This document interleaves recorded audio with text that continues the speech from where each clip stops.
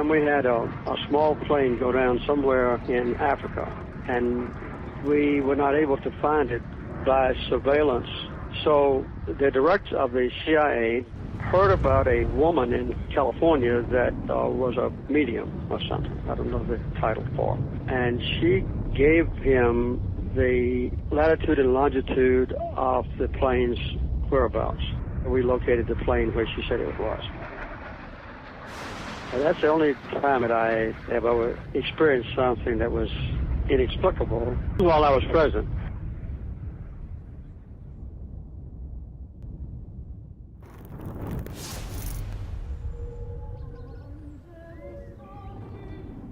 He was the most psychic man in the world, but nobody seems to know what killed him.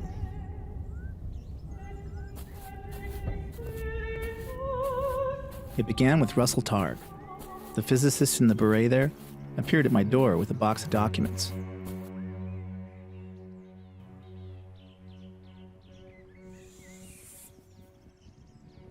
Okay, so this is marker 701. This is where the caretaker told me I should start.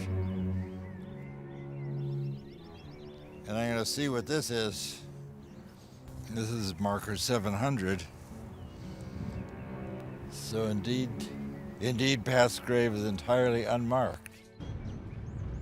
I think he deserves better than that.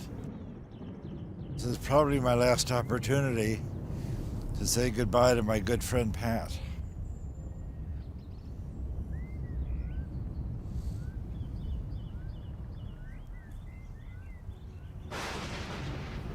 Pat Price often said, the more attention you place on hiding something, the more it shines like a beacon in psychic space.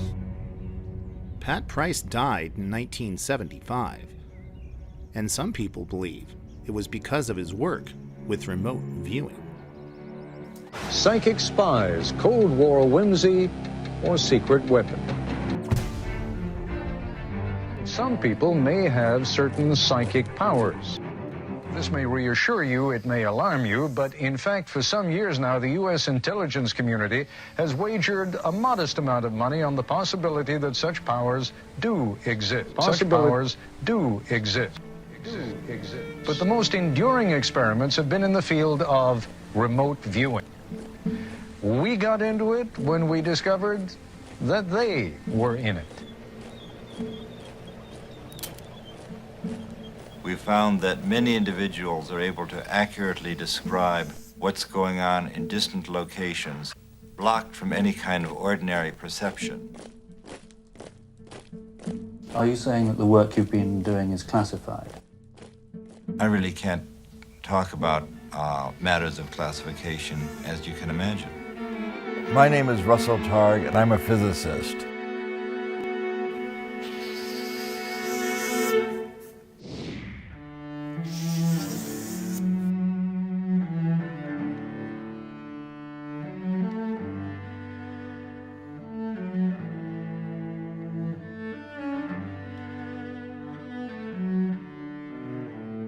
This is our last chance to tell our story.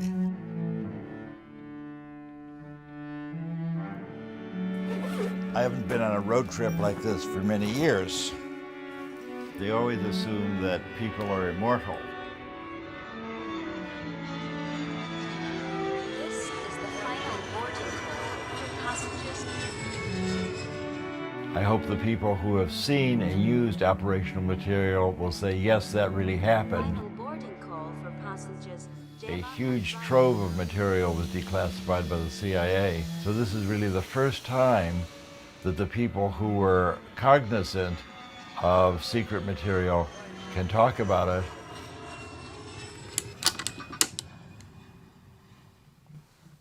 At one time, humanity worshipped fire. The shamans called it magic, and the people feared it. And now science recognizes fire as simply another part of the natural world. Ideas change based on new evidence. But the fear of the unknown remains. The future, it all looms very large. What if psychic abilities were real? What if you could look anywhere, using only the power of your mind? And if these abilities really exist, what would that do to the world when it found out? With my second-hand turban and my crystal ball. The CIA financed a project in 1975 to develop a new kind of agent who could truly be called a spook. Dad, when you told me that you were interested in using classified materials, that you were eager to get them out, and you were, I was principally concerned for you. And our family, no doubt. No doubt. We received a letter from the CIA and said, sorry, not now, but later. I said, well, Nicholas, I'm just going to publish the book. And I just thought that what could be more important than to help my father, one, get the documents that he was seeking, but also to help make sure that he stayed out of jail. So that all seemed like a very worthwhile enterprise. Yeah, very good thinking. And I then contacted the congresswoman in Palo Alto, and she submitted a letter on your behalf as well. Oh, that's very nice. I didn't know that. Several months later, the CIA released the documents that we had requested, and you were able to tell me the story in full detail. If I taught you to expect a miracle, it's been worthwhile.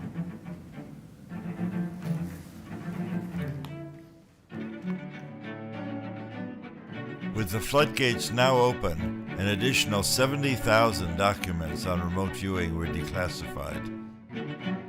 I can now show everybody these pictures without having to kill them afterwards.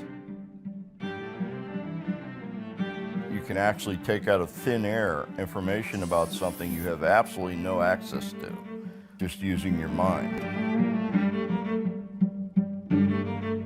If we want to know why the CIA was lying about our program, perhaps we should go to Detroit and talk to Kit Green, our former contract monitor. He was branch chief of the Life Sciences Division at CIA. I was given the results. The drawings showed the ability of a visual representation that appeared to be better than overhead imagery. In Pat Price's drawings, it was as if it was from inside his brain that the information was coming, not from his eyeballs overhead looking down. It was obvious to any intelligence organization that if you had an ability to be able to remotely perceive stuff, really remotely, like any place in the world, that could be an extraordinary intelligence source.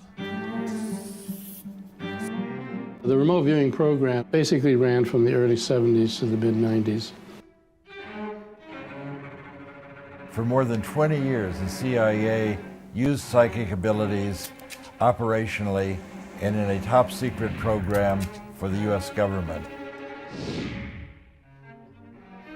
You paid for them, you deserve to see them. CIA had said cease and desist. People said, this stuff is so intriguing that we got back into the game.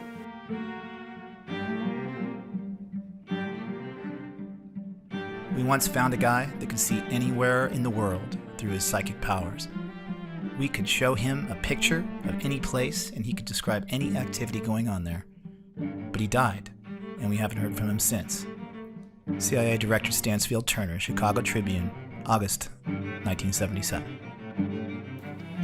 Because I believe when he died, he was out in Las Vegas or something, and Kit Green rushed out there. Even though he died unattended in a hotel room, you don't need to make it a medical examiner case, although that's not correct. And he was taken to the emergency room, which I visited. Speaking now as a criminologist, I would have investigated the hell out of it.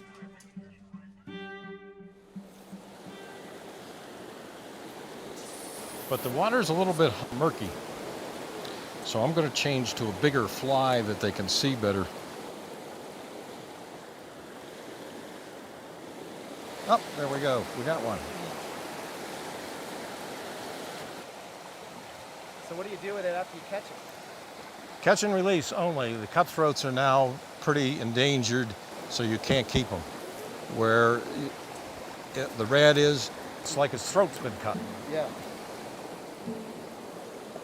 Ken Kress was our long-term contract monitor at CIA. He was a physicist. Ken Kress became a mythic figure when he wrote a long paper in Annals of Intelligence describing our program, but he's never come forward. Kress had never been interviewed before this film, and every question we asked had to be submitted for vetting by the CIA. I was undercover. The fact that CIA was even doing anything with SRI was confidential information. So Sid Gottlieb looked around, came up with my name because I was a physicist, and he called me in and he said, well, I'd like you to take over this project. And he said, the reason is there's two physicists at SRI, and I think you three can probably communicate. December 7th. The first series of experiments here at Stanford Research Institute were what the scientists called remote viewing. For example, here is a reenactment of one of the first experiments last year. The subject was a New York artist named Ingo Swann. He was in the room. The experimenters, Drs. Harold Putoff and Russell Targ, were driving away in a car. Their destination was in a sealed envelope. This day it was Palo Alto City Hall. The subject did not know. But back in the room, the subject began sketching and describing where he imagined they might be. Here was the tape recording that he made then. There must be buildings around, and this would be sort of an area enclosed of some sort, a quadrangle or a quad. And then I sort of felt that there might be a fountain around, but I didn't hear any water in it. There is a fountain. That day, it was turned off. Back in the room, the subject sketched a pattern he thought was crosswalks coming together in a circle. In fact, the courtyard is paved in this pattern. The courtyard where they were is 2 miles from the room where the subject was. There had been no communication between them. Somehow or another, Kik Green and Ingo got together, but Kik came up with a report, and he sent this back, circulating through CIA, and eventually got to Sid Gottlieb. Gottlieb was already predisposed to look at psychic phenomena from 10 years ago. As the CIA's sorcerer, Gottlieb attempted to raise assassination to an art form. Out of his labs had come many debilitating potions. We knew who Sid Gottlieb was, the director of the famous MK-Ultra program. This is by 1974. MK-Ultra was the CIA's notorious mind control program in the 1950s and 60s, where they were giving LSD to people to see if you could create a Manchurian candidate and strip away their memories. We considered him sort of the Joseph Mengele of the American side. Mengele, of course, was a notorious Nazi physician who did biological experiments on Jewish prisoners. Gottlieb was not doing that. Gottlieb, of course, is Jewish. He's just torturing other people, independent of race or religion. He's sort of equal opportunity misanthrope. From my point of view, he reminded me of my old Uncle Sid. When he died, he was out in Las Vegas or something. In early 1972, I briefed NASA and the CIA on proposed experiments to help people develop their psychic abilities. Well, Helen and I thought it would be very interesting to meet with Sid Gottlieb. He was enthusiastic about the idea of giving remote viewers LSD as a way of enhancing their psychic abilities. I was opposed to that. Remote viewing requires the person's conscious cooperation, and we explained that to Gottlieb, and he seemed to completely understand. So he led us down into the basement of the Pentagon, and it seemed to us that he was sort of stored in the basement with all of his books. The only really comfortable place we'd ever been in the CIA. The idea, after talking to Gottlieb, that the decision to give us money to go forward probably had already been made. Reports that the Soviets were using psychics to spy on us prompted us to do the same to them. There was intelligence, hard intelligence.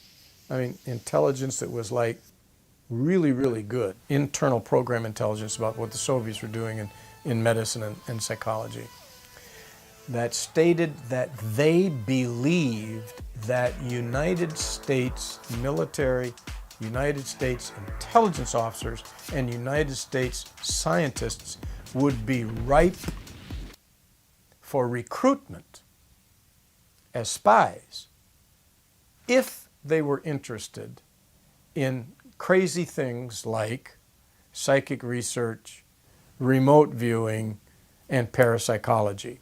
And they would tell their government people that were responsible for doing recruiting and so forth, hey, if you want to find somebody in the Washington, D.C. area that might be pretty interesting, find somebody that spends their time doing psychic research.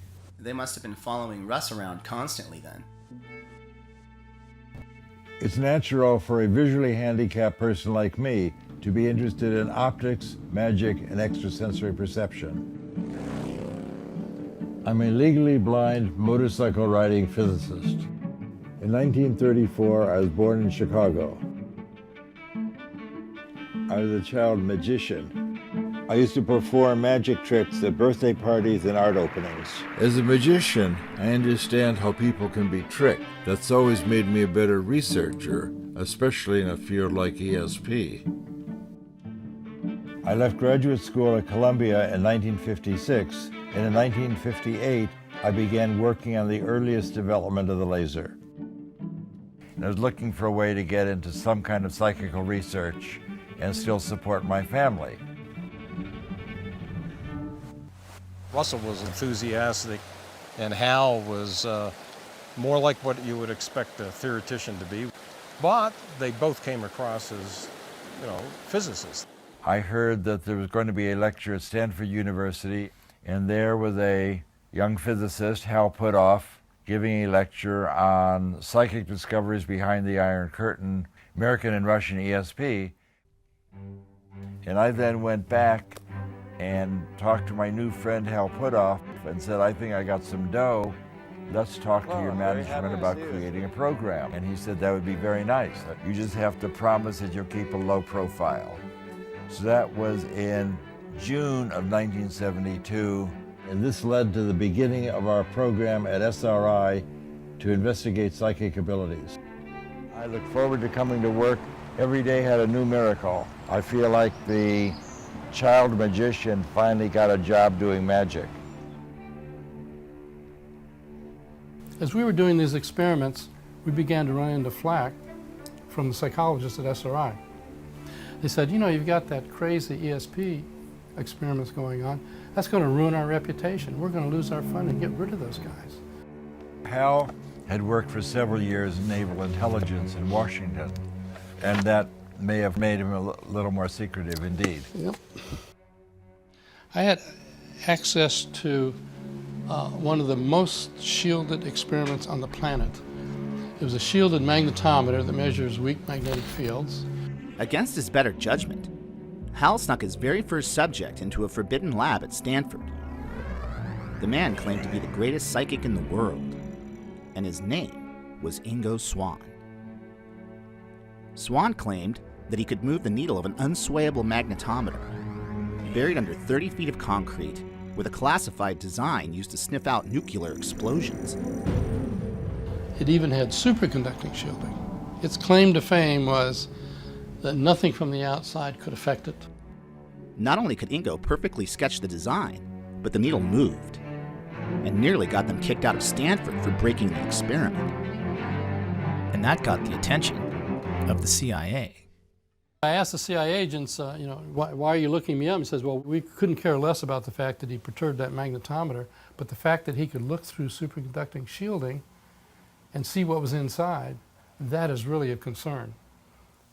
In a way, I can understand other people's response to our work. If someone had come up and told me 4 years ago the kinds of things I'm now telling people, I think I would have been skeptical also. Well, when I first met Ingo, of course, he was coming out with this claim of, quote, being a psychic, and at that time, before I started seeing results, I was very skeptical, and he was very confident. The psychic is a kind of remote sensing device, and that I think has a contribution to make to both science and humanity. To understand Ingo, I think you have to see a creative, highly intelligent, deeply wounded man who found in remote viewing a pathway to the acclaim that he sought. We might do an experiment that looked like a really good outcome, and he would say, no, this is not so good, and he would come up with some loophole. And so he would say, look, if we take credit for an experiment and then someone can come along later and find some loophole or some false positive, then they'll reject it, and then even when we do good experiments, they'll reject it. He told me a story. He was a homosexual, which doesn't matter, I mean, who cares, but it mattered to him because he told me a story which I've never forgotten of being beaten up by a bunch of boys who he liked and admired when he was a youth. And I think he wanted to be acknowledged. I've often recovered many of the thoughts about existence I had as a child. A major one of these was the separation of consciousness from the body, which was very real when I was a child. This kind of thing happens in art. I believe, and always have believed, and I've returned to it many times in my life, that I am not this body in terms of consciousness, and consciousness can go places where the body cannot. It was very important to him to be validated by SRI. SRI was the first lab of a different order of magnitude from all prior parapsychological research. What SRI was always upset about is that during our day here, we brought in 1% of the money and 99% of the publicity. Back in 1972, SRI was primarily a contractor for the government and some industry. With the riots in the late 60s, early 70s, the fact that classified work was going on at Stanford University, they didn't like that. Up until that time, most parapsychological research was done by small foundations on minuscule budgets operating in a corner of some basement. At SRI, the level of classification was top secret. It took a long time to get the security clearance. You can't walk around, you have to be escorted because of the secret projects. Full of high-class scientific equipment, beeping and showing on the cathode ray tubes and all that. And when Russell and Hal got positioned there, it had a big impact. And on Ingo, it had a particularly big impact because the work that he did at SRI drew a lot of attention. To be in that kind of laboratory, they must be very important and really have a grasp of the truth. So you guys had a psychological procedure, the in the neighborhood thing, as it were, that was fantastic, and I think that's partially why you got such damn good results. And all of them succeeded in remote viewing. Drs. Puthoff and Targ do not know how. And so maybe one of the most important things about the work done here is that it has been published in one of the most conservative and prestigious scientific journals in the world, with this note: few readers will finish without wondering for at least a moment if indeed ESP might be possible after all. What a difference that would make to us all. Jack Perkins, NBC News, Stanford Research Institute, California.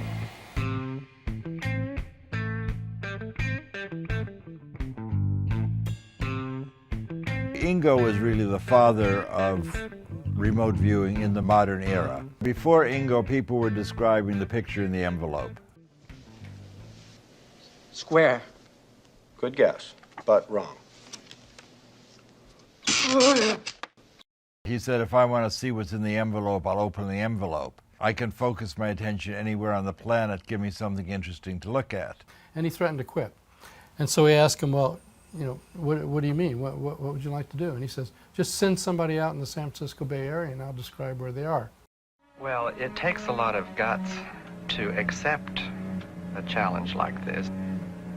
The psychics involved could sort of get into it at a creative level and discover things very distant from themselves and then go find out if they were really there.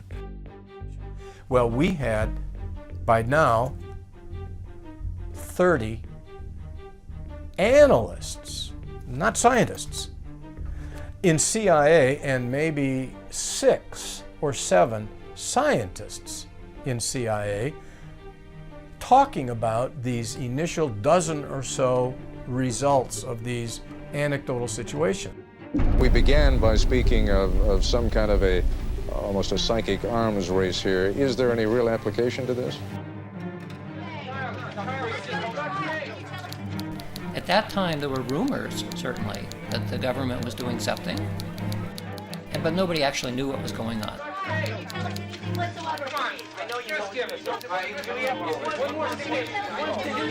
Why are the intelligence communities chasing after this thing called remote viewing? What if there are no secrets? What's really going on here? They had to put resources on something that sounded crazy. That's what it was. And we would all talk about them and say, well, I know I didn't lie. I know you didn't lie. And we'd get polygraphed once in a while, and it became clear we weren't lying. That wasn't the issue. What's going on? These people from CIA were very concerned. They had one goal in mind, to prove that it was nonsense. Well, we've looked into your background. You've had these high security clearances. You've been polygraphed. We know we can trust you. The Russians have been spending millions of dollars over a decade at some of their best institutes investigating so-called ESP. No scientists in America even believe there's such a thing as ESP. In fact, it was because the Soviets had a completely materialistic viewpoint. Even in Lenin's writings, he said, since consciousness is an observable, it must be physical, and therefore physical things must have consciousness. And so he thought even atoms had some level of consciousness. And then the question becomes, how close does it have to be for you to see it? Can you see it in this room, in the next room? How about, can you see it on the other side of town? The question began to start formulate about distance. Maybe, like everything else that we know physically, it's quantum mechanical. That means it's spread out everywhere. It's not in space-time anymore. So that's exactly the same way that I can focus on my name being spoke. There's something about attention that I can use in order to narrow in and pay attention to something. So if I want to pay attention to what's happening on Pluto 1 million years ago, I should be able to do that. That's kind of what the remote viewers do. I mean, Ingo Swann was looking at Jupiter 9 months before Voyager got there and correctly described rings that no astronomer had ever seen or even suspected. So how did he do that? Well, it suggests that the rings of Jupiter was in his head already. This becomes a very materialistic way of thinking about what's going on, but who cares? I mean, I'm interested in what the truth is. We don't know how to evaluate this. We don't know if it's a threat or what. Well, I would say the difference between the American scientific community and the Soviet is that at the highest levels in the Soviet scientific community, psychic research is taken seriously, and there's no doubt about it. And you claim in this country it is not? I would say in this country it's not, because people are worried about the so-called giggle potential. Our normal socialization, being a psychologist now, is that stuff like ESP is nonsense, it can't happen. So if somebody tells you to do it, they're asking something stupid. And they banged a telephone book size thing down on the table. Paraphysics R&D, Warsaw Pact, from the Defense Intelligence Agency. When I thumbed through that and saw all the work that was going on. So the CIA was tracking all of these people. Yeah, in this case it was DIA. Here is the report that I finally wrote that summarized everything we could find at that time. And it was called Key Intelligence Question Number 9. I labeled it paraphysics because I had to find a word that allowed us at the Foreign Technology Division to sense that there is a legitimate physics connection here. So let's just randomly, like a government support for parapsychics research Paraphysics. Paraphysics. Returning with stories of official government support for such research. In fact, such support seems unquestioned by anyone. All of the Soviet centers, of course, are government funded. 1971. That's right. So especially over there, since everything was government funded, you had to take it more seriously. In principle, this document forms more policy than anything else that goes on in the intelligence community. Why should the intelligence community be interested in it? To access information, in a generic sense. You can use it for communications, like to remote places, submarines, and that came up later. I thought they'd laugh me out of the room. So what was their reaction when you Positive. said that? It was positive. You got a positive reaction? Yes. They said, hey, this is good stuff, follow it. When he wrote his first report, Dale Graff had no idea what he was getting defense intelligence into. Despite a series of remote viewing experiments that beat the odds at over 1 million to 1, the CIA was still skeptical. The Army, CIA, DIA, they all had remote viewing programs eventually, but it all began with the NSA break-in. The real operational work began not with the bang of bullets and bombs, but with a whisper.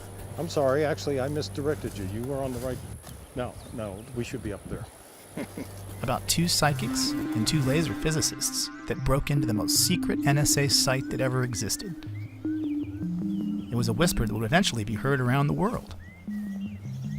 The CIA had a new secret weapon.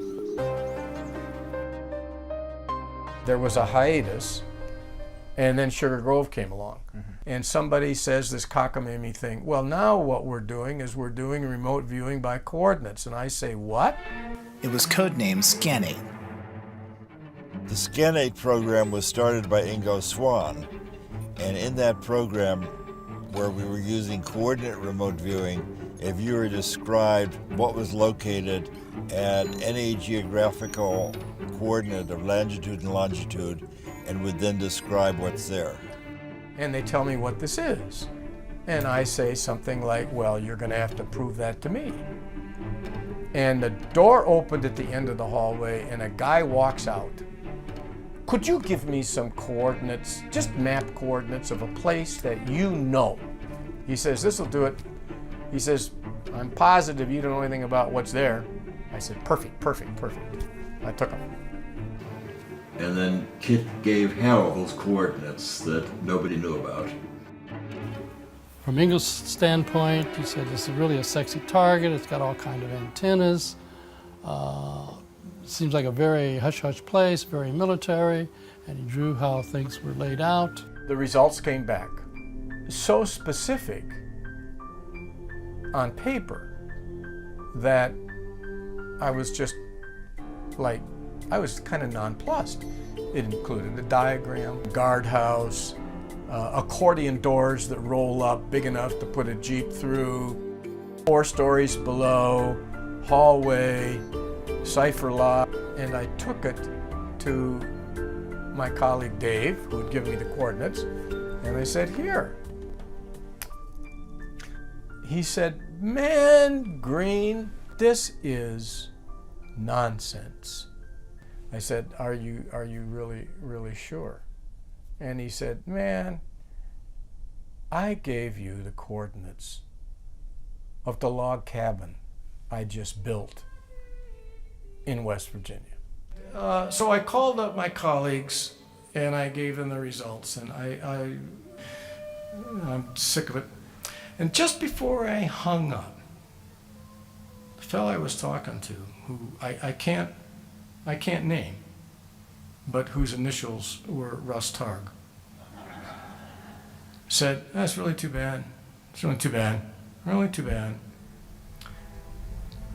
The other guy found the same thing. Early in the SRI program, there had been some publicity, and Pat Price had read about it. That happened to be right when we had been asked to target on the West Virginia site. So it was over the telephone, saying, I used to be maybe police commissioner or something like that in Burbank, and sometimes I would get intuitive flashes about some crime scene that we were working on, and it would turn out I would be right. Maybe I should be a subject. SRI comes up with Pat Price. He had a map on the over his desk, and he had a bunch of pins on the map of the world, and their pins were all stuck in the ocean. And I asked him, I said, Pat, what are all those, pins? They're just scattered all around. He said, oh, I'm following all the nuclear submarines in the world, and I move the pins around and I relocate them. For an intelligence officer, I mean, this would be one of the most fundamental breakthroughs in naval intelligence if you could follow all the submarines in the world. Pat Price was brought in independently to describe the same target location and went on to read documents hidden in the vault 3 floors below the surface. So that's really interesting. Okay, yeah, okay, talk. What did you say? And I drove to the coordinates, and I found the cabin. And 100 meters down the road, I found a dirt road from the cabin. And I drove down it, found a guardhouse, found a dish, found the accordion door. This naval installation's purpose is to perform communications research and development for the U.S. Navy, the Department of Defense, and various elements of the U.S. government. I reported that. It got to the Office of Research and Development, it got to the Office of OTS, and there was, a huge controversy. And it started as very small ball. But what the person who picked the target didn't realize was just right over the ridge, a mile or so away, whatever it was this super secret facility for picking up Russian satellite information as it went overhead. And so both of them said, maybe that's what they want us to describe. In the 1960s, Sugar Grove became one of the NSA's most important Cold War listening facilities. And then the whole thing blew up. But remember, it was about what was inside that building. File folders with the following names. I remember that they were all associated with a pool game, like playing pool or billiards.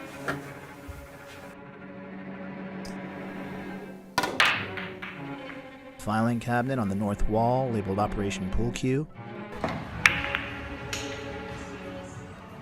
4-ball, 8-ball, rack up. I'm saying, this is reminiscent of his visit to the place that Kit took him. Within 48 hours, I had security officers in my office at headquarters. And they were grim-faced and they were upset. And I was told this officially, it's been made public. The filing cabinets were there, they were green, there were file folders, and they had the exact 3 names on the file folders. Now, that was the first thing that was important, is that they were correct. However, those guys out in California got the code names. They got code names that were part of a special access program, not just code names. They got special access program code names which were classified top secret. The names were classified top secret.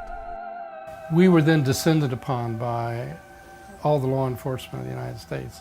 We had government agencies from NSA and CIA coming to visit us and find out why the CIA had targeted a group of psychics to go spying on the NSA. So I didn't know whether to be sick to my stomach or what to do. So it wasn't just Kit Green, it was the owners of this site. And some of it, like some of the names that I told you, turned out to be accurate. And so, the first concern, a security leak. Somebody has let this information out. If I was director of intelligence or even the president, and I was briefed on what you just told me about those code words, I would think that this was either a propaganda thing, or I would think that there's a guy who could probably look inside a nuclear missile silo and give me the launch codes. And that guy is really important, and potentially dangerous. It's either a hoax, or it's real. I know. Now, if you're asking me where I sit, it's in the latter. You know, what really is going on here? Do we have a counterintelligence issue where people can do this sort of stuff against us? And of course, the other side of it is, hey, can we do it against somebody else? How would it be if we spent half of our time on operational targets for the CIA and half of our time doing research? And he said, I understand what you want to do, that would be fair. Everybody knew that there had to be some foundational science or this stuff would never be accepted. Stanford Research Institute has been conducting an experimental program in the field of psychoenergetic effect. I had Hal and Russ bring Uri Geller to me, who was supposedly one of the psychokinetic people who could take and bend spoons and do other magic kind of things with materials. And we had an experiment set up. 15 drawings were placed in double-sealed envelopes in a safe for which none of the experimenters had the combination. This is Geller's representation of what he believed was sealed in the envelope. This is the most off-target of the drawings that he did. As you can see, he is quite elated about getting the right answer. Hey, this is real. Don't you try to debunk this, because it is scientifically proven. And I can tell you the agency did a little background check on Uri and found that he might be working for some other government, shall we say. And so he was just dropped. There were security concerns. The worry was that there was national security information that could be gathered. What he said was that he mushed his head into a safe, and these words popped into his mind. When a CIA analyst reads this and says, what? Does that mean if I have a document on my desk that I consider highly sensitive and classified, that there could be some Russian psychic 1,000 miles away reproducing what I'm looking at? Suddenly the lights came on, and we had CIA money and fresh support for our research. Our CIA handlers warned us to be wary of bugs, phone taps, and even honeypots. Bring these personal problems to me. We could see anywhere, and they had unlimited resources to back up our claims. We even had a degree of fame among those in the know. It was like a dream come true.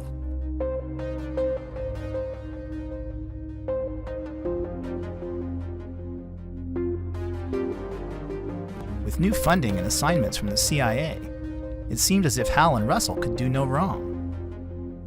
What kind of place do you experience them at? Attorney General from somewhere in Northern California came to us and said, would you help us with this case? She's been kidnapped. The heiress had been kidnapped from her Berkeley apartment. As we walked in, the police were very excited, and they said, we have a lot of questions we want to ask you. And Price said, let me show you how we do this. Let me see a mug book. And he put his finger on Donald DeVries and said, that's the ringleader. The Berkeley police said, we know who he is. He walked away from a minimum security prison a year ago. And he said, you know, this is not your regular kidnapping for money. This is some kind of political thing. And then she's photographed in robbing banks alongside with an AK-47 or something like that with the other crooks. I get this image of crosshairs, looking at crosshairs. Well, getting closer, it's more like an intersection. He told us where the car that they had kidnapped her in had been left. Across the freeway are two large white gas storage tanks. And one of the detectives said, well, I know where that is. And so the policemen went out and they actually found the car where he said. And we went to a shack they thought might be a hideout. I had the experience of the detective handing me his sidearm and said, you know how to fire a pistol? And I said, I happen to own an automatic. Yes, I do.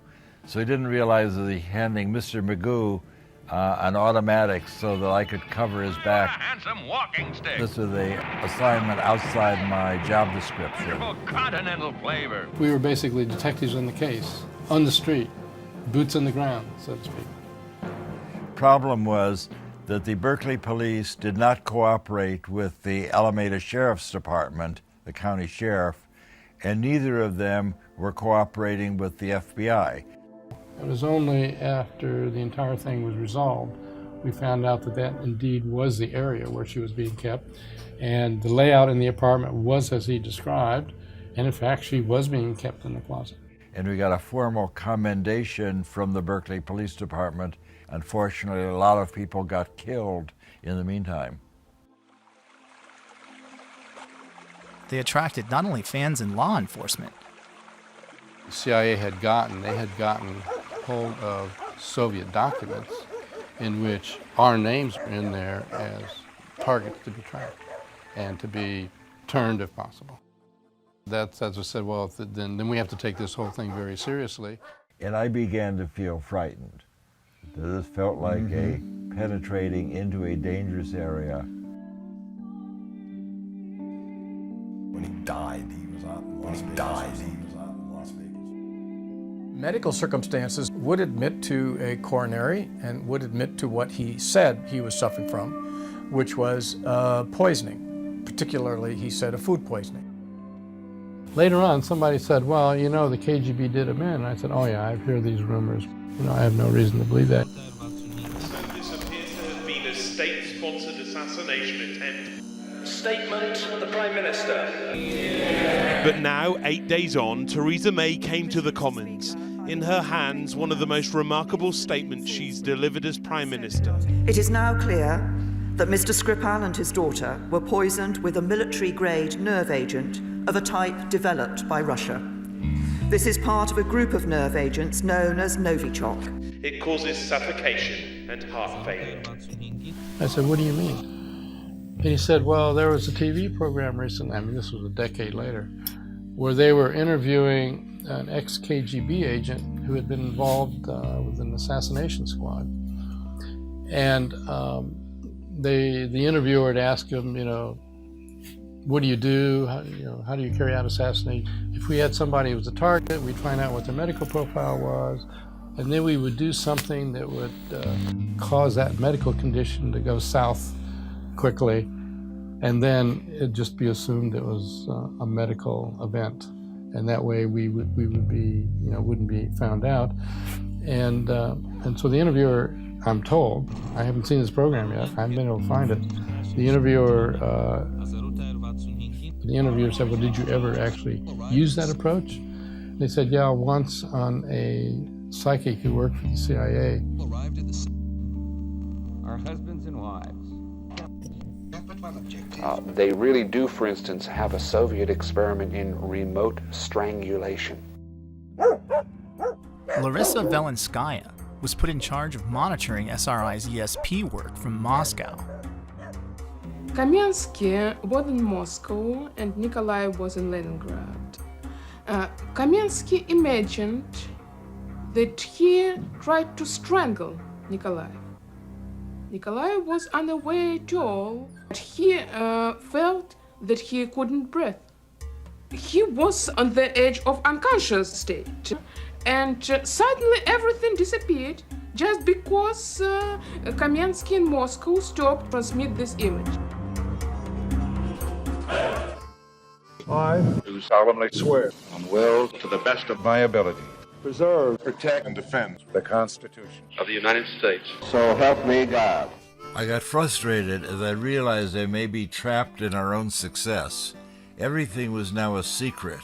I couldn't even tell my family. Our phones might be tapped. The only thing secret about this program, what is it with the secret program? But we weren't publishing anything. We went to the CIA handlers and we said, look, you've got to let us publish some of these experiments. Everyone's beginning to say, well, gee, maybe it's a secret program. So anyway, we got their permission to put together a series of our Bay Area remote viewing experiments and publish them. They wouldn't let us publish the hot stuff, and they didn't care about the bigger implications of our work. Maybe I had made a deal with the devil. I said, have them go back and get some more. Well, the obvious thing was to do something on the operational side. So I started searching around for a project that would have some impact. It was a research facility. That was all that we were going to tell them. So this was our very first #1 Soviet site. Pat Price was the remote viewer in this case. The CIA people came and just gave us coordinates and said, you know, look here. And so he leans back in his chair, puts his glasses on, and I'm looking at him and I'm saying to myself, why does he put his glasses? He said, I put my glasses on because I can see better remotely when I have my glasses on. And I'm sitting there thinking, yeah, okay. We sat down with our coffee and I said, here's the target, Pat. What do you see? Next morning, they came back with a sketch. And we showed him the picture. So I go over and I say, well, I've got this science fiction fantasy crane. Well, we looked at that and, you know, were quite frankly astounded at the similarities. And he unrolled a big picture of an R&D facility, and right in the middle of this facility was a photograph of a giant gantry crane. So the sketch on the left is what Price produced, and this one is the one that is derived from the from the sketch from the photographic image. He said, oh, this was a huge crane. He said, I saw somebody walk by and the guy only came up to the axle or something on the wheels, or up to the top of the wheels. Pat, what do you see about underground? He said one of the big things they're doing here is making these 60-foot spheres out of steel. They're actually 58 feet. What I was told was the analysts of Semipalatinsk did not know about the gores. They finally rolled out a 60-foot diameter steel sphere that's part of a containment vessel for a particle beam weapon to shoot down American surveillance satellites. Exactly what Price described.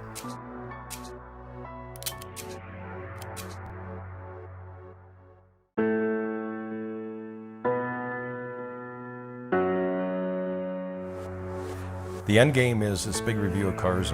All operations-oriented testing from a contractor like SRI should stop.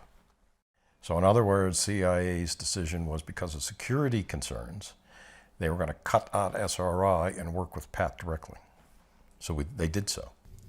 The CIA moved Pat Price to a farm in the outskirts of Washington. He was doing day-to-day spying for the CIA. We've broken into some foreign embassies in foreign countries, and we bugged them. And we have the operational files. So what we did is we got Pat Price, and we brought one of the people who had made this entry into the room with Pat.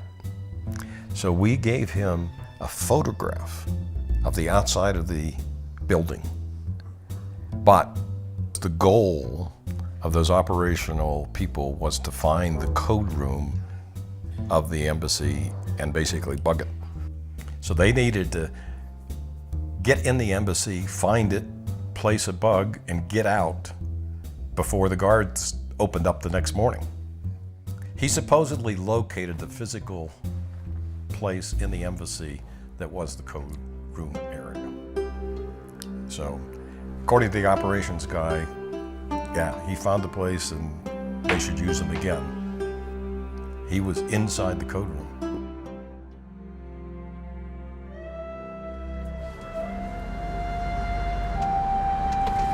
Sonic core, chemistry, and that's it. So he's a wizard of sonic chord. Hello, just dropping off Russell. Thank you. Uri Geller knows a lot about code rooms. Uri says he spent a long time working for Mossad, so perhaps he knows what happened to Pat Price as well.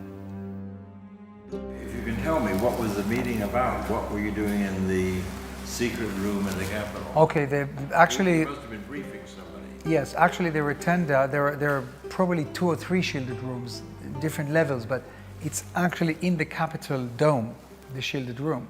It is a room where no eavesdropping can take place, because the walls are leaded, etc., all kinds of materials, even the plugs are different, and it can also be a wine cellar. So while doing secret work, that's fine. You can drink wine and get drunk. Okay, well, I wanted to, it's a shielded room with a perfect conversation. Yes. I want to talk to you about the death of Pat Price.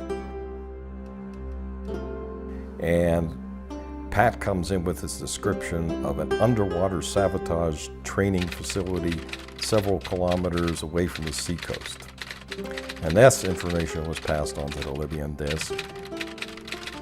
They saw a facility, basically, where he said that they hadn't seen before. And a few days later, Pat Price died. This was the end of Pat Price. CIA hired Price away from us, and 4 months after joining the CIA, Price was dead. And the big question is, was he killed or was it a natural death? Like in the movies, you want to know, did he jump or was he pushed? What do you think? The emergency department people said that there was an individual that came in with him with a briefcase that showed the attending physician in the emergency room his recent EKGs from Greenbrier, which was the facility that I knew that we'd taken him to get his cardiological workup some months ago, and basically said, look, here's the guy had rampant serious coronary artery disease. He had a heart attack, so even though he died unattended in a hotel room, they decided, they meaning the hospital and the police, to not make it a medical examiner case.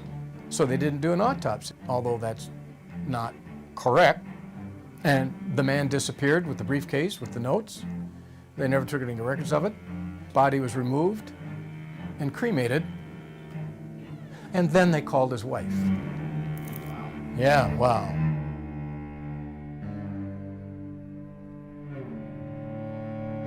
Price was known to have a heart condition, and he may have had a heart attack. That's it. Next. The Russians may have killed him. And the third. My opinion yes. is the CIA discovered quickly they had a terrible problem. After Price's death, it emerged that his church may have been attempting to blackmail the IRS using classified documents. There's a file cabinet that's got a folder full of this stuff in it. This church had a problem with the government. He would go back to his church officials and immediately give them a debriefing of everything that he said and everything that I said. Here, the guy who was walking on water was a traitor. I do not think he was a spy for his church. You know, I was shocked and devastated because I had no idea about this. If he walks into the president's office and reads a nuclear code, if it turns out that Superman is a double agent, what do? If he didn't understand and misinterpreted what it was that he could tell his confessor in his church, I forgive him that. That's not Pat's fault.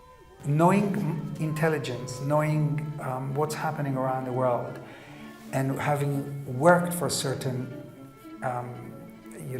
agencies, I know a little more about this story. That's exactly why I wanted to talk to you. People who are so valuable are never taken out. They tempt them with amazing circumstantial or monies, dwellings, houses, to work for them. They will never. This is like killing the goose that lays golden eggs. Devices which would have enabled the CIA to use this poison for killing people. Does this pistol fire the dart? Yes, it does, Mr. Chairman, and a special one was developed which potentially would be able to enter the target without perception. Well, the CIA had a heart attack gun that was revealed. Okay, now, the CIA is not in the business of killing people. Well, they were in the business of making a very complicated killing machine, and they got in a lot of trouble for that. I saw Pat shortly before he was killed. He was coming to see us. Yes. But before he left, he called several of his friends to say goodbye in an odd way. So, in short, he predicted his own death. And he purchased a $1 million term life insurance to give to his wife Anne at the airport. You see, I didn't know that. Interesting. And he's changed his trip to visit his son in Salt Lake. Maybe he had a psychic feeling that he was about to die. He must have been one of the greatest psychics in the world. Yes. Some Army remote viewers tasked themselves on Price's death years later and decided he was still alive and at work. Of course, this was just speculation. It was entirely unmarked. He deserves better than that.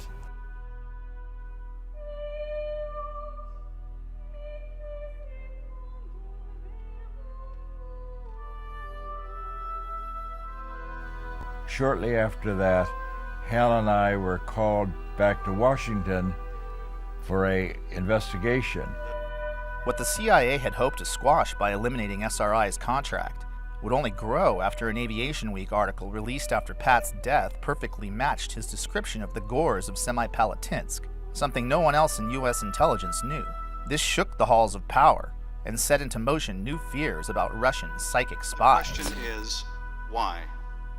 What was happening in July, August of last year? The House Committee on Intelligence Oversight decided there must be a security leak that gave the California psychics information that no one in the rest of the intelligence community had. Well, actually, I was excited about the opportunity to brief them because by this point in our career, the more people at high levels who knew about what we were doing, the more support there was to make sure that the program went forward. Unfortunately, you will learn today that these efforts by Russia to discredit the U.S. and weaken the West are not new. All I can say is that if the results were faked, our security system doesn't work. What these persons saw was confirmed by aerial photography. There's no way they could have been faked. There are 4 senators out there fighting to keep it going. What's next? Are we looking at a new Iron Curtain descending across Eastern Europe? And we were supported for another decade.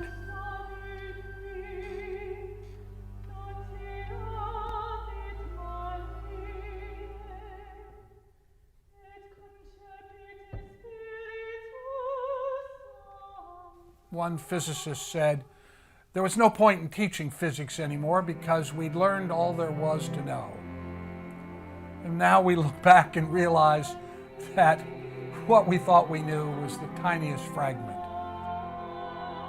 Although the CIA publicly denigrated the idea of remote viewing and claimed to end interest in the subject after the death of Pat Price, SRI's rising profile led to partnerships with every single branch of the intelligence community. Defense Intelligence Agency took on a contract with the U.S. Army in 1978.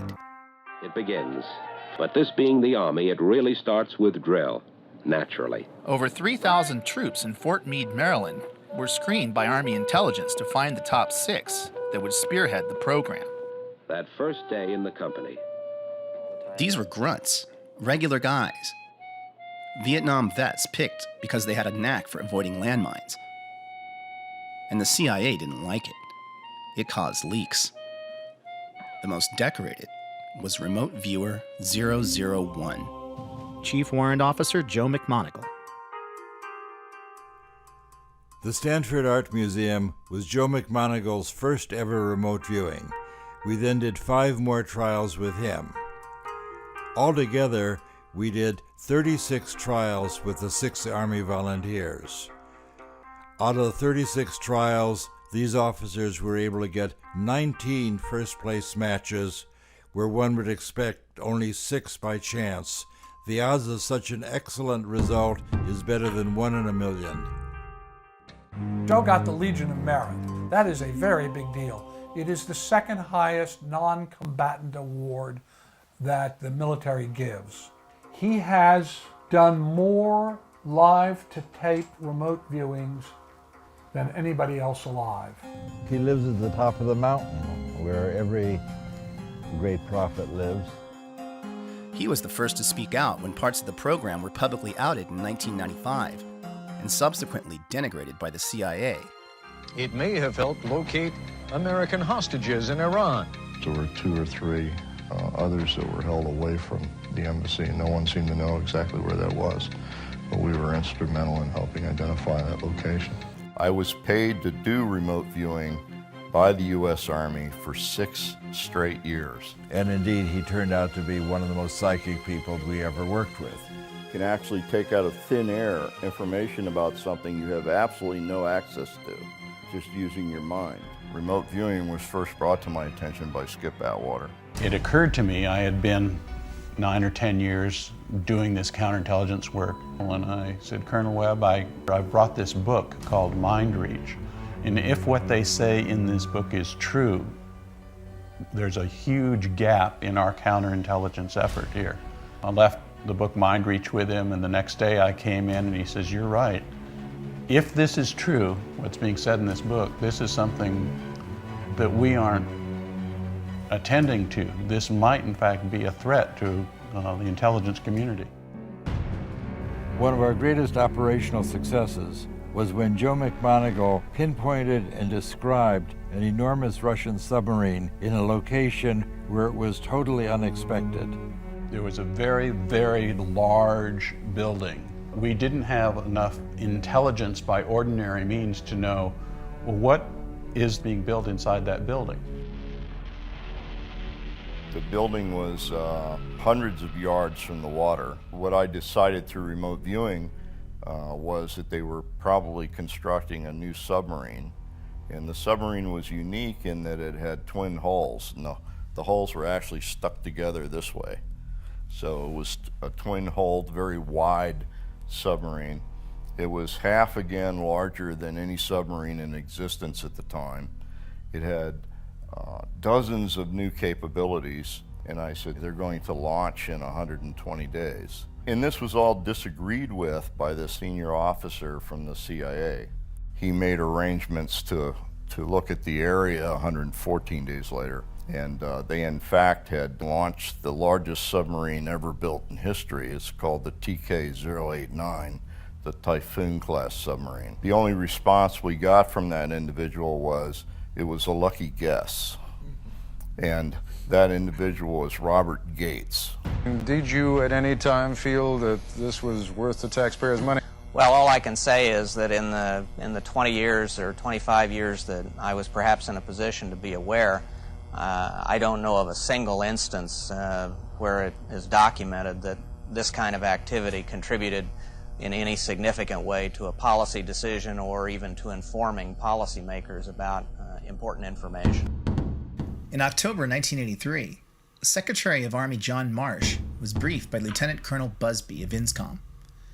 His report stated that 350 of 700 remote viewing missions, or 50%, were deemed to possess intelligence value, and 85% showed positive evidence for remote viewing. We probably collected more intelligence on that one submarine in 4 days than the entire Soviet sub-pack. What you have to understand is the program operated year to year based on its successes, not its failures. And the fact that it was funded on a year-to-year basis speaks loudly as to why it existed for 20 years. And the chief proponent in terms of tasking, or the one agency that probably used more remote viewing than any other agency, was the CIA. I'm familiar with that quote of Gates, there's nothing, we closed the program because it didn't amount to anything. Let me just read this one thing I've got here. Joe got the Legion of Merit, and Joe, upon his retirement, got this. While with his command, he used his talents and expertise in the execution of more than 200 missions, addressing over 150 essential elements of information. These EEI, essential elements of information, contained critical intelligence reported at the highest echelons of our military and government, including such national-level agencies as the Joint Chiefs of Staff, DIA, NSA, CIA, DEA, and the Secret Service, producing crucial and vital intelligence unavailable from any other source. That would tend to suggest that Gates was not telling the truth. We had the total support of 5 administrations in a row. Carter stood up and said, we did this wonderful thing when they found the Tupolev bomber. And the reporter said, how did you find it? He said, we used our psychics.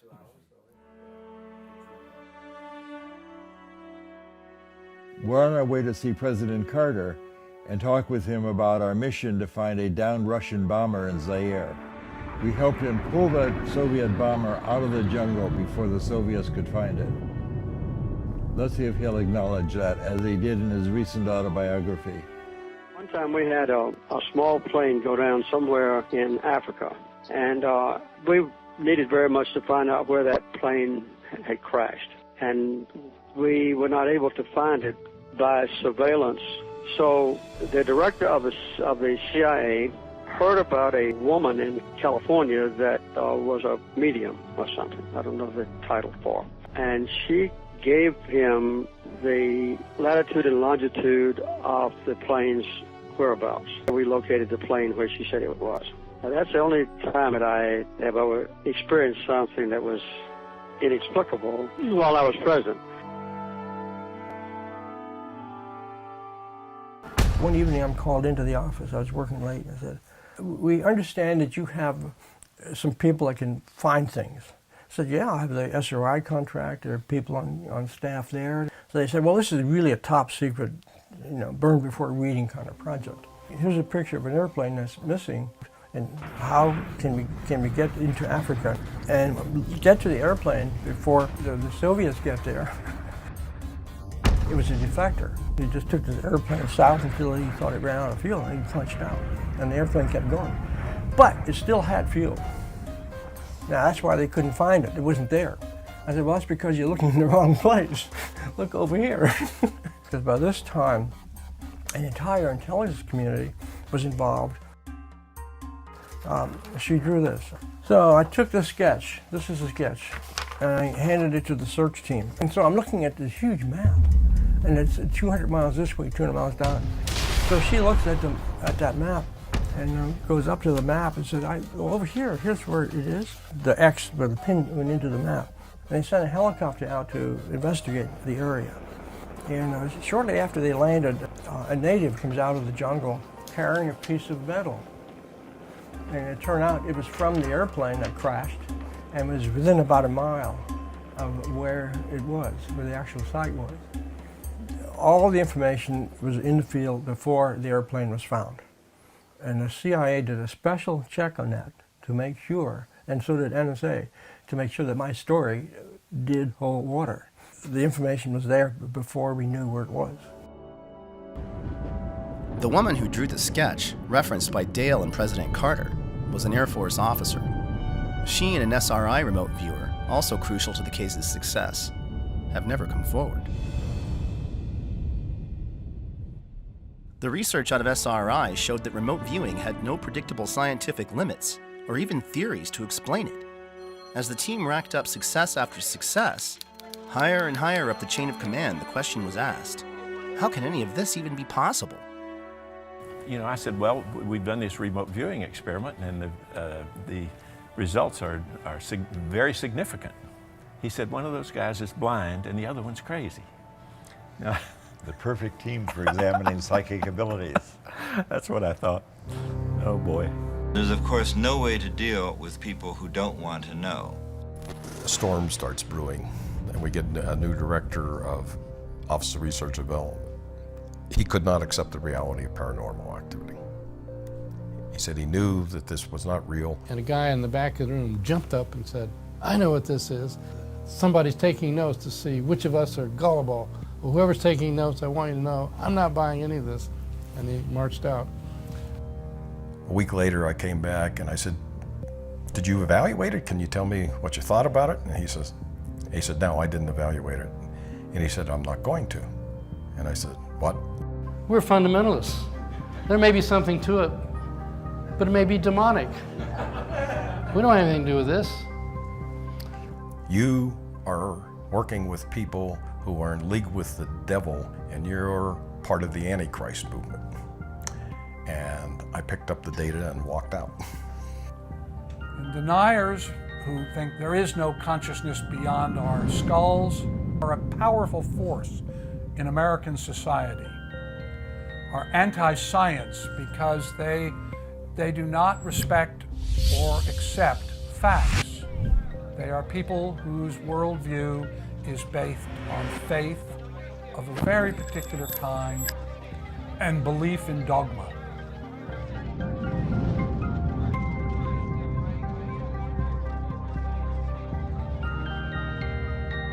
It is about dogma, absolutely.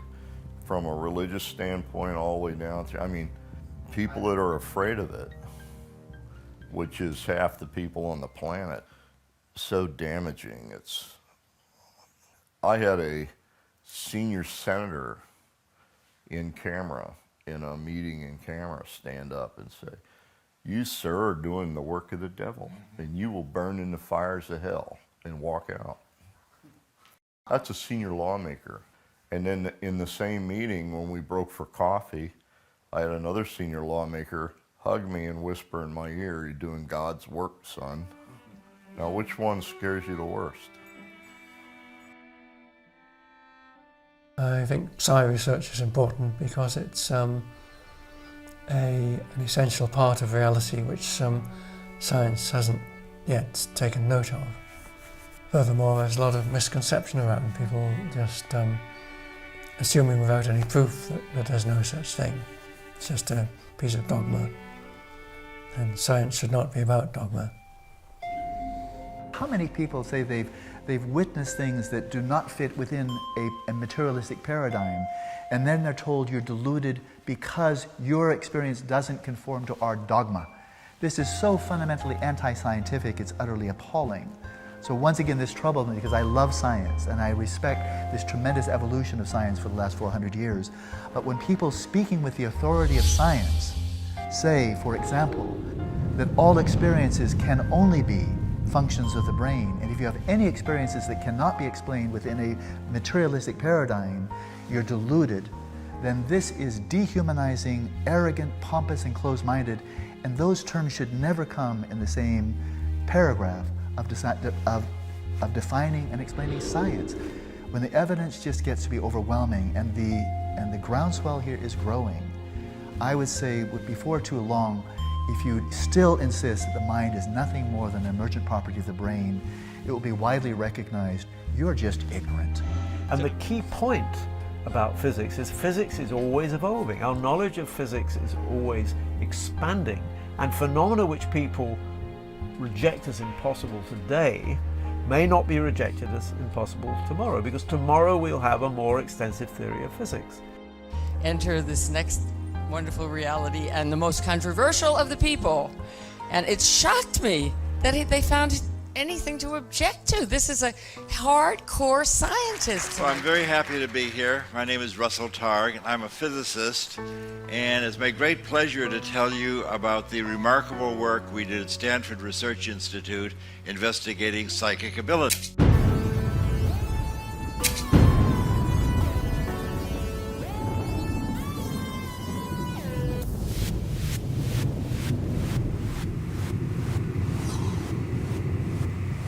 I had a small Wikipedia biographical page.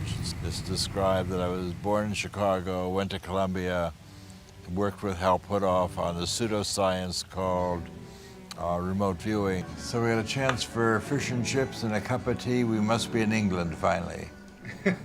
That's right. There was a time when I was ill and I didn't want my biography to be that one-dimensional.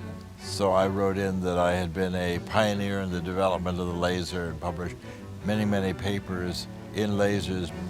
And the Wikipedia masters kept erasing all my laser papers. They said to me, if people are not interested in your laser work, we just want to know about your work with the pseudoscience. And I said, well, Most of my life has been spent with lasers, and they wouldn't allow me to do that. They banned me from Wikipedia.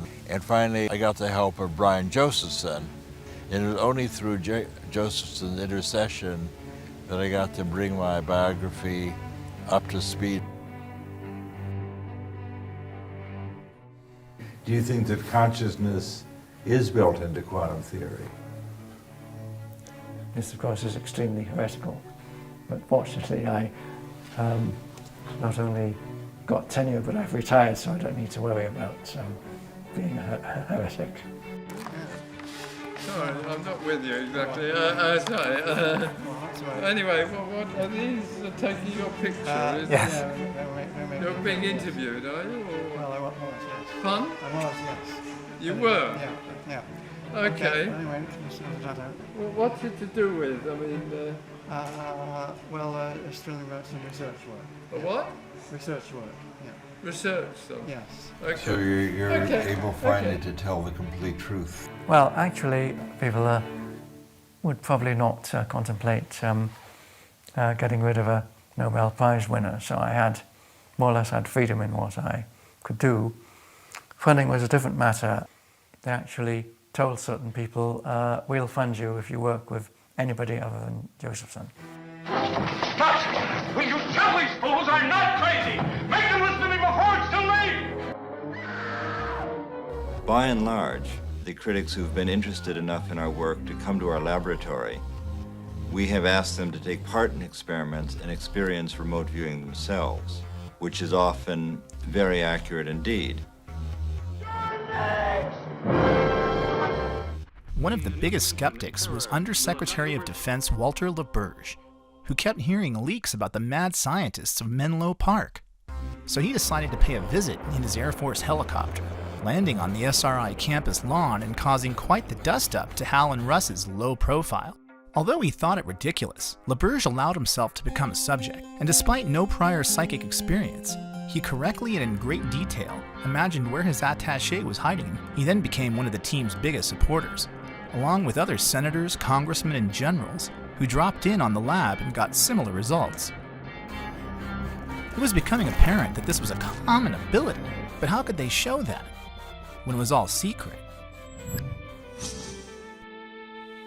Their first clue to how common intuitive abilities are came when a remote viewer didn't show up for work.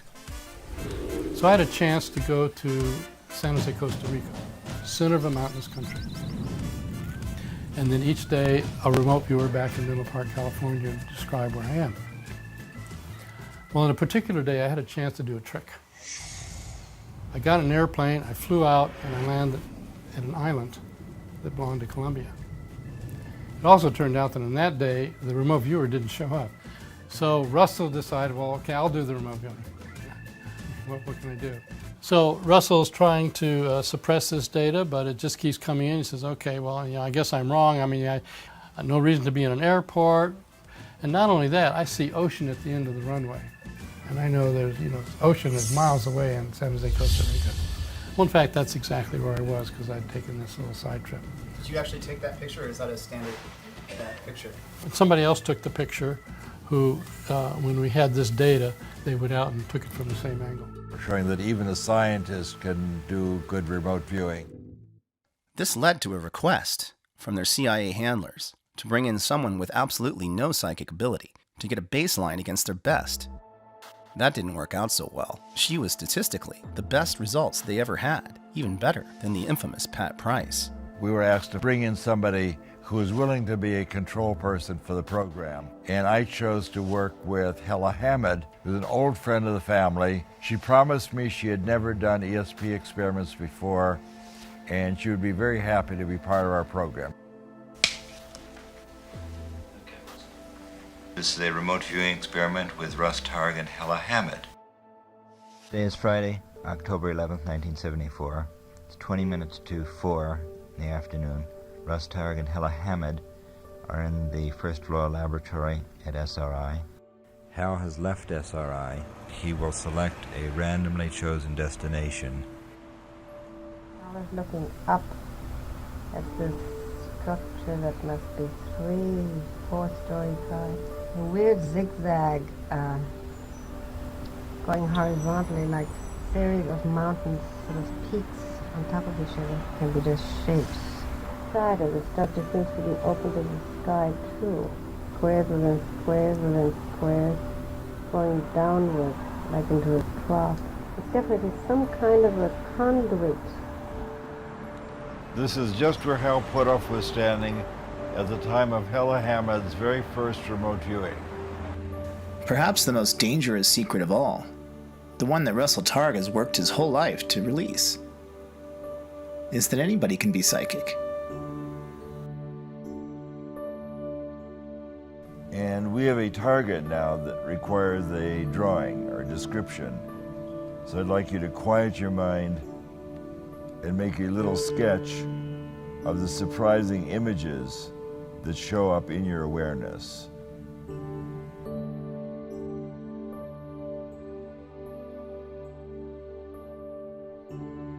want to get on paper the shape and the form pertaining to Paul's location. You have Paul and Cynthia in a bright green dress, located at some interesting place.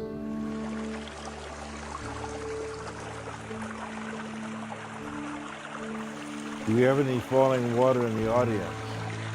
This is the waterfall coming down. Pages, the waterfalls. My primary purpose in coming to this conference is to see what I can do to become a world-class remote viewer. I couldn't believe it, but it's different when you actually do it. I have no formal training. It's really about sending the message across to people that if you put your mind and heart to something, everything is possible. The world is your oyster. When a whole room of people are able to do that, it's not just me, it's not just my imagination, it's all of us. It's the science part of it. Everybody really wants hardcore data. I think it's still a question of what it means to be really human and what it means to be a proper human being, whatever that might mean, and what is the essence of who we are. And I think that if the world actually had an access to that answer, I think it would change everything. So that's pretty good. I'm useful at Las Vegas. Psychic abilities are real, and you have these abilities. And now we've got a free ESP tester on the internet. By the time we finished, we knew more about our remote viewers than NASA knew about its astronauts. There's nothing different about them at all. These are just normal people. Like musical ability, you've got virtuosos at one end of the scale, you've got tone-deaf people at the other. It's just in our culture, no one values, quote, ESP functioning. It's just being human is basically what it's all about. Could it be that psychic ability is much more common than we think? Even internal agents at CIA back in 1975 were secretly doing it, according to original program manager Ken Kress. Now, it turns out a couple of people around OTS, a lady by the name of Francine and a man by the name of Ed, they decided they wanted to be subjects. And they were CIA employees now. These were not SRI employees. Actually got them involved with a Libyan analyst. I got gibberish, as I remember, from Francine, but Ed was an engineer. So he comes up like Pat with very specific stuff. He says, what I see is a Soviet radar that is involved with an air defense system. He goes on and on with all this stuff. And so I package all this up, send it to the Libyan analyst, and he said, we have an agent that we have not vetted who says similar things. And I said, that's news to me. See, when they were with us, it was not clear whether they had come to see if there's defects in our model or whether they had come to be trained, or both. Yeah, well, there may have been a slight subterfuge, shall we say, in that I might have sent them out there as evaluators, and they may have been motivated as participants. By 1981, the program had become more and more operational. The government was less and less interested in research. I wanted to be free of all this secrecy.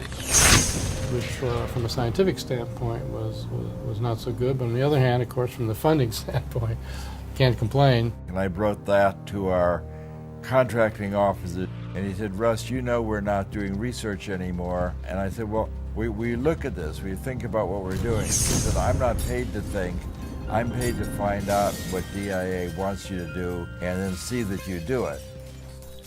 I was heartbroken. Hal and Ingo were more secretive than ever, and now Ingo was in charge of the Army psychics and had made the program so complicated that only he could teach it. And I got a note from my partner, Hal, questioning whether I was really making a contribution to the program. What the most interesting data at SRI pointed to was exactly why Russell wanted to leave. It was a secret so big, he felt that if the general public could truly get it, it might bring enemies together, and it might even change the world.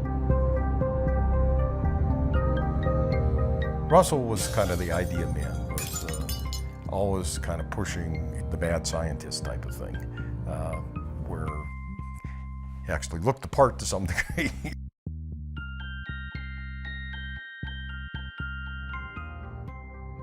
When I decided to leave, this was in 1985, we had dozens of psychics and lots of laboratories and people out there as consultants and so on. And I ended up spending all my time not doing research, but handling personnel issues and funding issues and writing grants and proposals. I'd get up in the morning and say, well, you know, actually I could be getting back to research. Mr. Gorbachev, tear down this wall. I say no more secrets. SRI's intelligence work with psychics would go on for another decade, mostly unnoticed, until one of their greatest covert triumphs became their most infamous leak. Remember Jimmy Carter's telling of finding the downed Russian bomber in the Congo? In 1995, President Carter recounted that during a talk to Emory University, accidentally outing our top secret program to CNN. Students submitted questions on numerous topics, both serious and lighthearted, and as always, President Carter answered them all. The release of that information contributed to the end of the remote viewing program at SRI.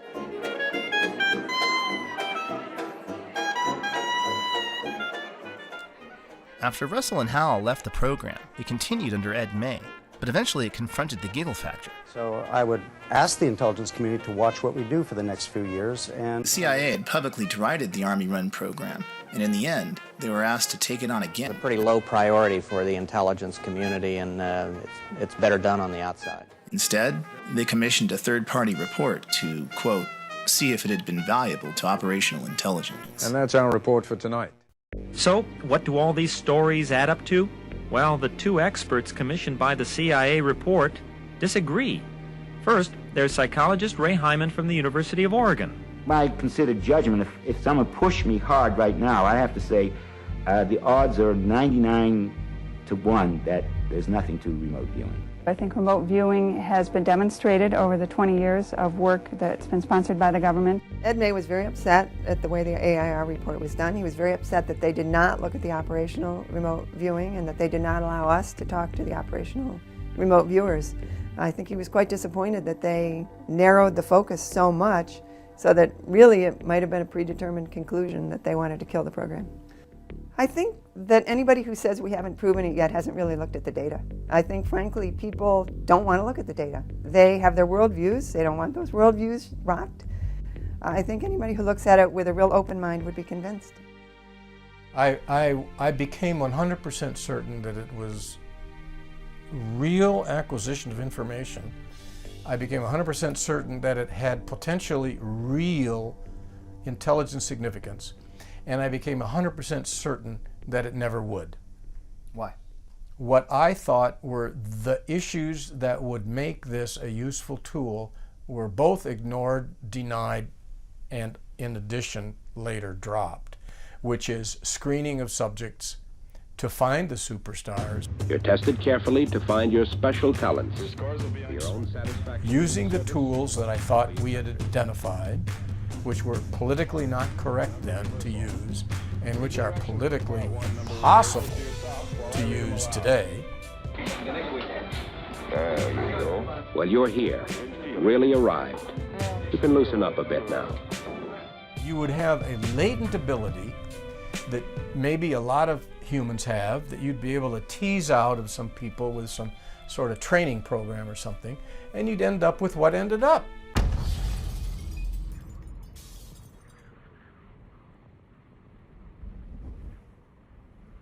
After we did our report, a few months later, maybe a year later, I received a phone call from somebody who worked high up in the government, and he wanted to know if this was for real.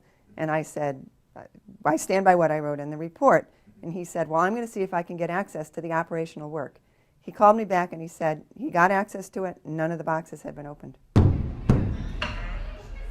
Jessica's the president of the American Statistical Society, and she says by the numbers, remote viewing has a higher efficacy than aspirin. What was the CIA trying so hard to hide that they wouldn't even allow their best data to be seen? And why did the CIA dislike those regular Joe Army guys so much? We had the total support of 5 administrations in a row. 5 straight administrations supported us, Russell. Privately.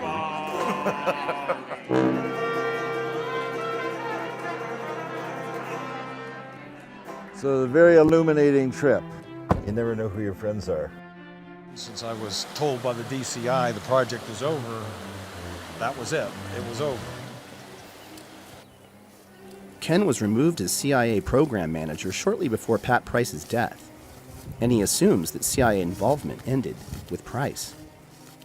No, I heard that they were discussing the Stargate program out of channel. In other words, if you're talking about a classified program in an unclassified area, it looks like a security violation. We need to investigate this further. Now what? The gamble was, ignore it, it'll go away. The suggestion to me was that, okay, let people just wonder about it. But if you start complaining about it, it will affirm that we do have a program. They didn't really want to go that route. Russell's first interview with one of the most spectacular spies from his SRI days was a no-show. Later, the agent called to say they were still doing it, and were afraid to talk about it. Beyond the giggle factor, what was the big deal? What does all of this mean? Could we be missing the big picture here? And no, that's not right. I told you before, two people that I trust, that are, one of whom's in the position to know, says that the program's still going on. Really? Just how useful is remote viewing? How far would Russell go to tell the world what had become painfully obvious to him? This was something that Russell was inspired to consider after witnessing Ingo predict that Chinese A-bomb test 3 days in advance, and similar work by Stephen Schwartz, and it involved precognition, or seeing the future. The final straw was when he received a package in the mail from the ghost of an old friend regarding some water towers that had haunted him for years. I get the impression of a water treatment plant. It looks like water storage tanks. There's a service road down here. In Pat Price's first series of experiments, he got the shape and dimensions of his swimming pool target within 12 inches. But he also called it a water treatment plant, even drawing water towers, which missed the whole point of the target. Years after Pat Price's death, I received a historical picture book. It was a gift from the city manager of Palo Alto. That when I opened the picture book to Rinconada Park 75 years ago, it had been a water purification plant, and the 2 water tanks that Price had indicated indeed were right where he put them, and they would undoubtedly have been the tallest thing in the city of Palo Alto 75 years ago. With Pat's reminder of timeless awareness in hand, I hatched a plan to ditch the spy business and try and wake up the world. At 9, 7 minute 9. This is the Commodities Exchange in New York City, circa 1983. It was right here Russell Targ's new company, Delphi, decided to tell the world that they were psychic. We've been predicting silver prices 2 to 4 days in advance. Our investors made profits in the middle six figures. Something I couldn't do while I was a psychic spy. Predicting the volatile market 9 times in a row even landed them on the cover of the Wall Street Journal. Being right 9 times out of 9. Again, being right in anything in life 9 times out of 9 is unheard of. But some of the more spectacular and successful trades were actually on the short side, or they were making a prediction in anticipation of the market coming down, so going against the trend. But there's still elements that are not understood, so it does not always work. So I wouldn't put my life savings behind a remote viewing of the future. Investor demands and the weight of their own success led to the second round not doing as well. Money dried up, and the skeptics pounced. Russell would have to go even farther to prove his point about ESP. A lot farther.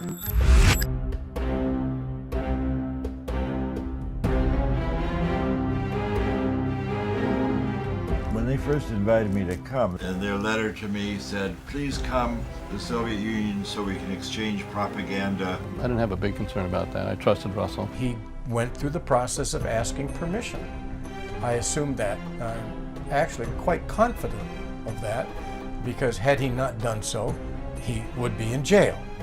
No, I did not ask any permission to go to Russia. I just went. Of course, they can't reveal secret information, and I declared my independence and left. They said, is there anything you'd like to see as long as we're here? And I said, oh yes, I would like to have a peek at Brezhnev's office.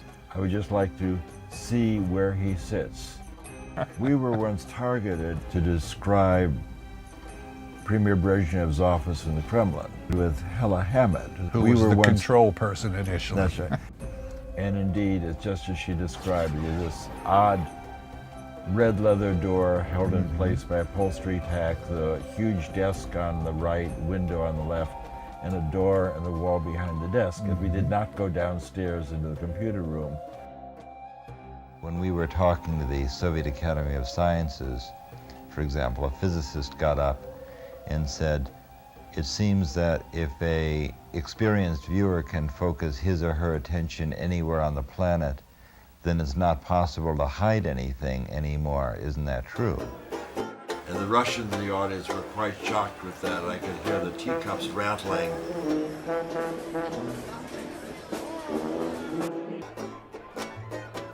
The very idea of secrets is not our true nature. Openness is. 40 years ago, I stood in this exact place. I don't think anyone really expected Russian and American scientists to work together.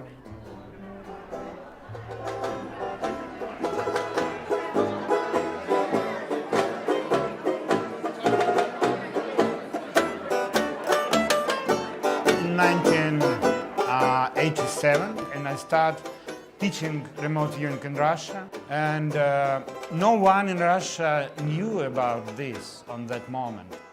Yuri is one of the Russian psychologists that Russell met during his travels. And now, he's come out of the cold and brought some friends. And I decided to go to United States of America to take training from Russell Targ for the first. It was first for Russell Targ. Little did I know when I left SRI that the Russians would become capitalists. Nowadays, Russians are invading.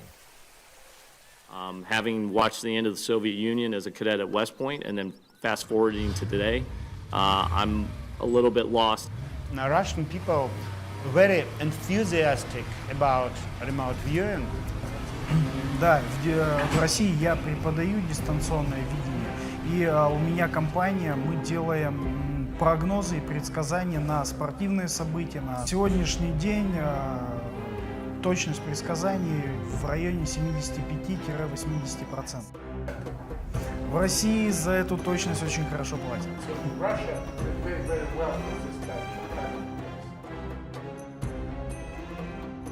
Remote viewing instructor Laurie Williams has brought a group of 20 Russian doctors and engineers to Los Angeles to learn remote viewing for themselves. So the event she was asking about had already occurred. So the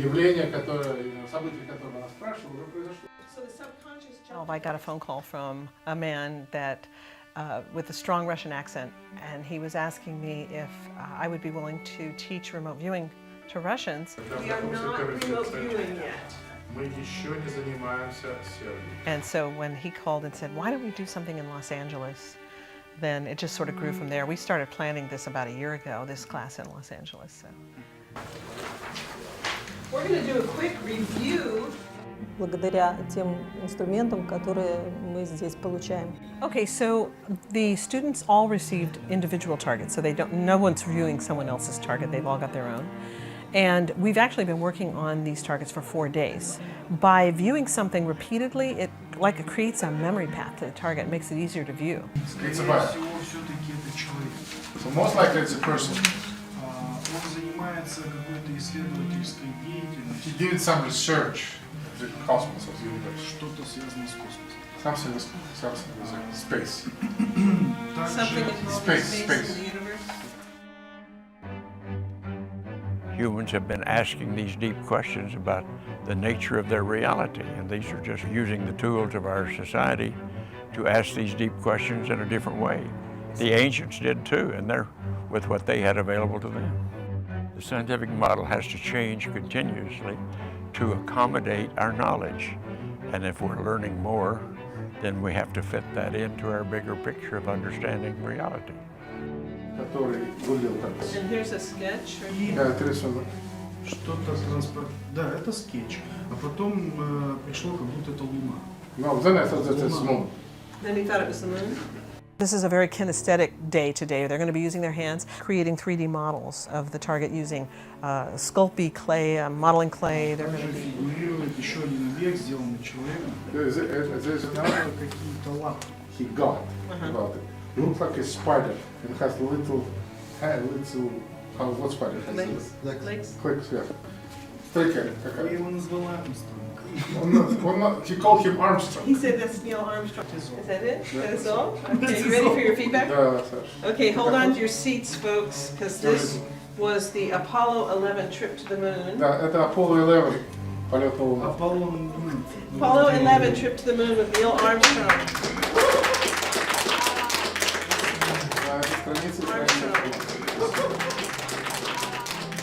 Now that's truly what we refer to as a holy shit moment.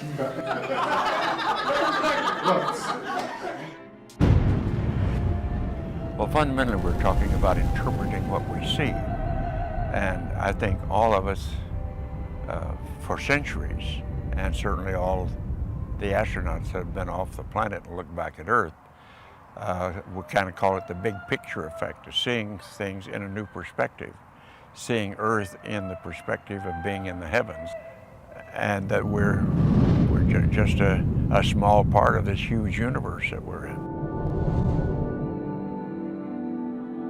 I had completed my major task for going to the moon and was on the way home and was observing the passing of the heavens, the magnificence of all of this. What this triggered in my visioning in the ancient Sanskrit is called samadhi. It means that you see things with your senses the way they are, but you experience them viscerally and internally as a unity and a oneness accompanied by ecstasy.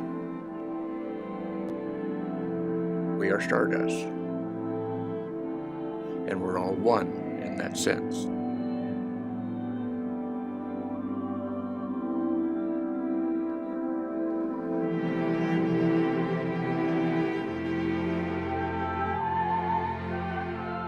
In other words, instead of just serving self, what it tends to help you do is to realize you're a part of a larger reality and to serve that larger reality in a proper way.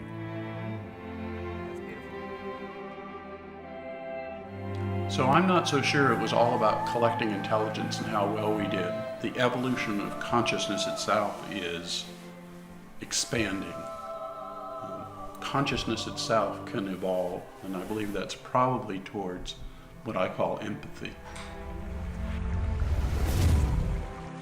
The main idea from all of our research is that there is no separation, especially no separation in consciousness. More than machinery, we need our humanity. If the world were to accept this research, we would have to recognize that we are not isolated within our brains. We would have to recognize that we live in the earth, not on the earth. We live embedded in the biosphere of Earth, and that all consciousness is interconnected and interrelated. And that's why we can transmit the power of love, the power of healing. Maybe it's very subliminal, but it definitely exists.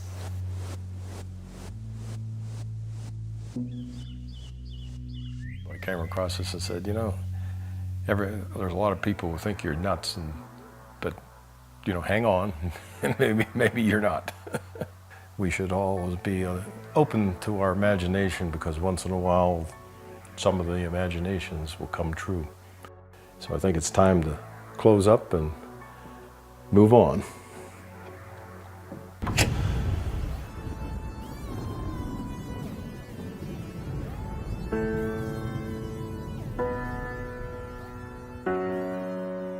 So Hella returned to Los Angeles to resume her life as a professional photographer. She died of cancer in 1992. But not before she uncovered the lost temple of Alexandria, Egypt, with Stephen Schwartz and the Egyptian government. They placed the first stake within 12 inches of where it had been buried for thousands of years, and put the skeptics to rest, at least for that day. She was given no information beyond the general hilltop location. Things are going to change because science is changing. Ingo took the closure of the Army program hard and went into seclusion. We reconnected in later years and had a chance to talk about old times. I'm going to talk about the future because I think that we're far too much trapped in the past.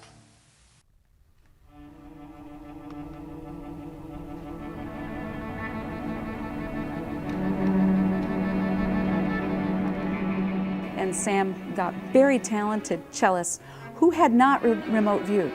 They went into an expanded state and got impressions. They then took it up to the composers. Atmospheric, like... Two not opposing but interrelated forces. Triplet up and down. What was the feedback? Well, they didn't know what was in the envelope. It's very, very close. It's very descriptive of bugs. So playing it, listening to it kind of makes you itch. Kit Green says he still consults for the CIA. You know, Green, think.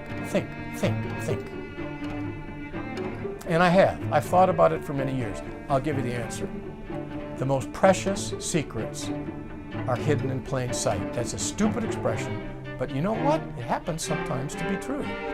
He told me he collaborates regularly with Hal, but on what? Neither one of them will say. Oh, yeah. I've got it going through me, if you can see. Hal Puthoff resigned from the SRI remote viewing program at the height of its success, but he did go back to remote viewing at least one more time. Hal repeated my silver forecasting experiment for his child's high school. He raised $25,000 from the stock market for a class field trip to Washington. Then he went back to seeking to extract energy from the vacuum in his Austin laboratory. Well, we've got our hands in every pie. It turns out that Kit and Hal really were collaborating. Kit brought Hal into a top-secret Pentagon UFO assessment program, revealed in December 2017 by the New York Times. Oh, and Hal says they've recovered UFO debris. But that's another story. Pat Price's grave in North Hollywood remains unmarked. and his death remains a mystery.